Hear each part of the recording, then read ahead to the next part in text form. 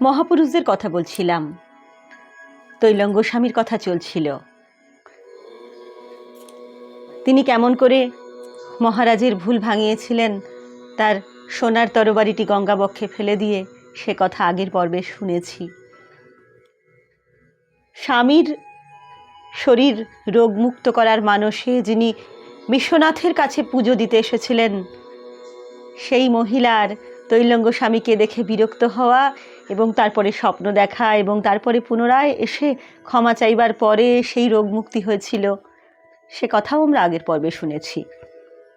এই পর্বে আরেকটি বিশেষ ঘটনা তাঁর জীবনের বলবো। সেই সময়ের বারাণসীতে রাজকার্যের জন্য ইংরেজরাও থাকতেন। মাঝে মাঝে কৌতূহলী দর্শক এবং ভ্রমণকারী হিসেবে মেম সাহেবদের সেখানে দেখা যেত। যোগীবর তৈলঙ্গ মহারাজ আপন খেয়াল খুশিতে নগ্ন অবস্থায় যেখানে সেখানে ঘুরে বেড়াতেন। ইউরোপিয়ানদের চোখে কিন্তু এই দৃশ্যটা খুব দৃষ্টিকটু লাগতো। বিশেষ করে মেম সাহেবরা এই উলঙ্গ সন্ন্যাসীকে দেখে খুব অস্বস্তি বোধ করতেন। কাশীর তৎকালীন ম্যাজিস্ট্রেটের কানে এই কথা গেল। সন্ন্যাসীর এই রুচি বহির্গত আচরণের তিনি প্রতিবিধান করতে উদ্যোগী হলেন। একদিন স্বামীজি উলঙ্গ অবস্থায় গঙ্গার ঘাটে বসে আছেন। একটি পুলিশ অফিসার সেখানে এসে উপস্থিত হয়ে তাকে আদেশ দিলেন তার সঙ্গে থানায় যেতে হবে। ধ্যানাবিষ্ট মহাপুরুষের কানে তো সে কথা পৌঁছল না। এবারে অফিসারটি প্রচণ্ড রেগে গেলেন। বেয়ারা লোকেদেরকে কী করে শায়েস্তা করতে হয় তার জানা আছে। সে প্রায় মারতে যাবে, এমন সময় ভক্তেরা এসে বাধা দিলেন। তখন কি আর করা যাবে? ঠিক করা হলো তাকে একটা দোলায় করে উঠিয়ে নিয়ে ম্যাজিস্ট্রেট সাহেবের সামনে নিয়ে যাওয়া হবে। ম্যাজিস্ট্রেট সাহেব কড়া মেজাজের লোক। রুক্ষ স্বরে তিনি তৈলঙ্গ স্বামীর কাছে জানতে চাইলেন, সাধু, তুমি অসভ্যের মতো উলঙ্গ থাকো কেন? এভাবে যেখানে সেখানে ঘুরিয়া বেড়াওই বা কেন? একটা শব্দও স্বামীজির কানে গেল না। কথায় বা ইঙ্গিতে তিনি কোনো উত্তরও দিলেন না। ম্যাজিস্ট্রেট আরও রেগে গেলেন। বললেন, এখনই একে হাত কড়া পরিয়ে হাজতে নিয়ে যাও। কিন্তু এরপরে একটা অলৌকিক ঘটনা ঘটল। প্রহরী বেষ্টিত কামরা থেকে ম্যাজিস্ট্রেট এবং সমস্ত লোকেদের সামনে থেকে হঠাৎ অদৃশ্য হয়ে গেলেন তৈলঙ্গ স্বামী।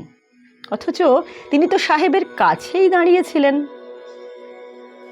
এজলাস কক্ষের ভেতরে বাইরে অনেক করে খুঁজেও কিন্তু তার সন্ধান পাওয়া গেল না। যখন কর্মচারীরা একদম গলদঘর্ম, তখন হঠাৎ দেখা গেল স্বামীজি কিন্তু তার আগের জায়গাতেই নীরবে দাঁড়িয়ে আছেন। তার চোখে মুখে শিশুদের মতো একটা কৌতুকের হাসি ফুটে উঠেছে। এই ব্যাপার দেখে ম্যাজিস্ট্রেট কিন্তু হতবুদ্ধি হয়ে গেছেন। তার এবারে ধারণা হয়েছে যে এই সন্ন্যাসী সাধারণ মানুষ নন। এরই মধ্যে আবার তৈলঙ্গ স্বামীর কয়েকজন বিশিষ্ট ভক্ত উকিল সঙ্গে নিয়ে আদালতে এসে হাজির হয়ে গেছে। ইংরেজ ম্যাজিস্ট্রেটকে তারা বুঝিয়ে দিলেন যে ইনি বিখ্যাত সাধু, সমস্ত জাগতিক লোভ, মোহ, দ্বন্দ্ব, সংকোচের অতীত। চন্দন এবং বিষ্ঠায় সমজ্ঞান এই নির্বিকার পুরুষের। তাই তিনি কাপড় পরবার আবশ্যিকতা বোধ করেন না। ভারতীয় সন্ন্যাসীরা এমনই হন। ম্যাজিস্ট্রেট তখন বললেন, বেশ ভালো কথা, কিন্তু এই লোকটির যদি সব বস্তুতেই সমজ্ঞান হয়ে থাকে তবে একে আমার খাবার খেতে হবে। তিনি এখানে একটু চালাকি বুদ্ধি খাটালেন। ভাবলেন হিন্দু সন্ন্যাসীকে কেমন করে বিব্রত করা যায়। তো সন্ন্যাসী রাজি হয়ে গেলেন। স্বামীজিকে প্রশ্ন করা হলো যখন যে তিনি সাহেবের খাবার খেতে প্রস্তুত কিনা, তিনি হাসি মুখে হ্যাঁ, আমি খাবো, অসুবিধা নেই।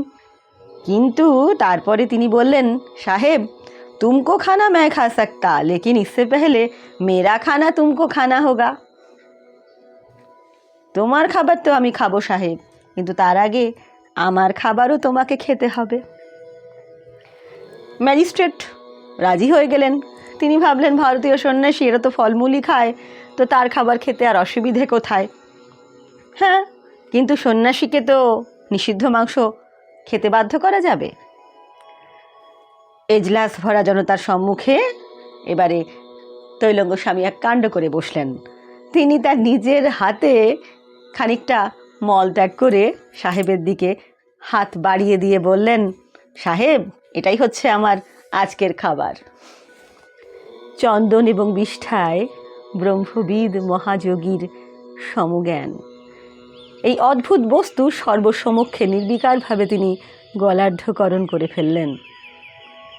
ব্যাপারখানা হচ্ছে যে তিনি যখন এই বিষ্ঠা খাচ্ছেন তখন সারা আদালত কক্ষ কিন্তু ভরে গেছে তার সুগন্ধে, অর্থাৎ তার যোগশক্তি এমনই অপরিমেয় যে এই খাবারটি ততক্ষণে পরিবর্তিত হয়ে গেছে সুখাদ্যে। এই যোগশক্তি দেখবার পর ম্যাজিস্ট্রেটের বোধোদয় হলো। তিনি এরপরে আদেশ প্রচার করেছিলেন, তৈলঙ্গ স্বামী উলঙ্গ অবস্থায় ইচ্ছামতো এই শহরে বিচরণ করতে পারবেন, এতে কখনো কোনো রূপ বাধা দেওয়া হবে না। একটি পর্ব শেষ হলো, আরও মজা হয়েছিল। কিছুদিন পর এই ম্যাজিস্ট্রেট কাশী থেকে বদলি হয়ে গিয়েছিলেন। এরপরে যে সাহেব কার্যভার নিয়ে আসেন তিনি আরও কড়া মেজাজের লোক। সেদিন তৈলঙ্গ স্বামী তার চিরাচরিত অভ্যেস মতো উলঙ্গ হয়ে দশাশ্বমেধ ঘাটে ঘুরছেন। নতুন ম্যাজিস্ট্রেট দেখে রাগে অগ্নিশর্মা। তক্ষুনি সন্ন্যাসীকে ধরে নিয়ে এসে তালা বন্ধ করে রাখা হলো। ভক্তজন এবং নাগরিকদের কোনো কথা, কোনো যুক্তি কিন্তু জেলা শাসক কর্ণপাত করলেন না। পরের দিন ভোরবেলায় সাহেব হাজত গৃহে নতুন কয়েদিটিকে জিজ্ঞাসাবাদ করতে গেছেন। সেখানে পৌঁছে তিনি অবাক, দেখলেন সন্ন্যাসী পরম নিশ্চিন্ত মনে হাজতের বারান্দায় ঘুরে বেড়াচ্ছে। কারাকক্ষ থেকে সে বেরোলো কি করে? কেউ কিন্তু বলতে পারল না।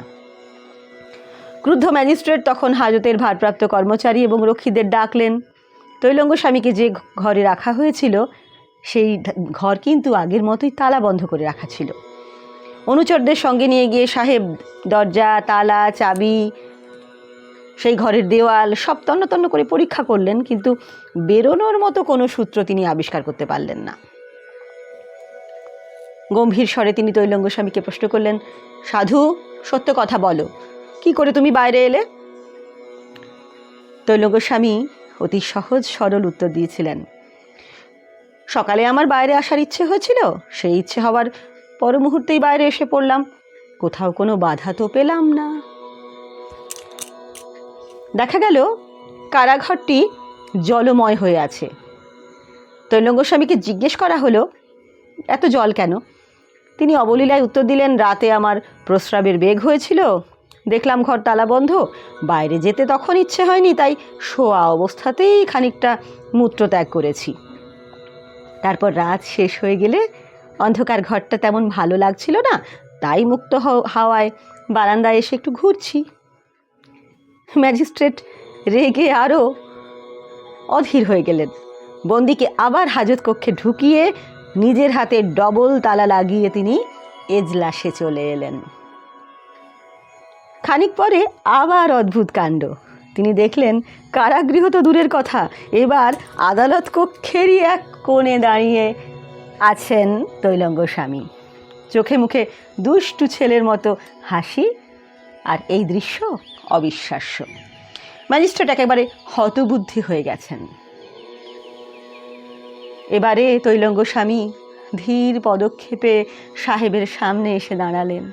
প্রশান্ত কণ্ঠে বললেন, সাহেব, তুমি অন্যান্য সাধারণ মানুষের মতো শুধু জড় ও জড়ের শক্তিই বোঝো। এই জগতের মধ্যে ওতপ্রোত হয়ে আছে এক মহা চৈতন্য লোক, তার খবর তোমার মোটেই জানা নেই।